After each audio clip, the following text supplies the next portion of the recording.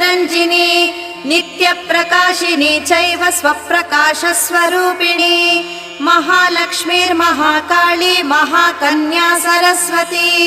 भोगवैभवसन्धात्री भक्तानुग्रहकारिणी ईशावास्या महामाया महादेवी महेश्वरी हृल्लेखा परमाशक्तिर्मातृका बीजरूपिणी नित्यानन्दा नित्यबोधा नादिनी जनमोदिनी सत्यप्रत्ययिनी चैव स्वप्रकाशात्मरूपिणी त्रिपुरा भैरवी विद्या हंसा वागीश्वरी शिवा वाग्देवी च महारात्री कालरात्रिस्त्रिलोचना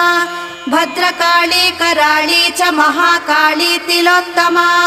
काली कराळवक्त्रान्त कामाक्षी कामदा शुभा चण्डिका चण्डरूपेशा चामुण्डा चक्रधारिणी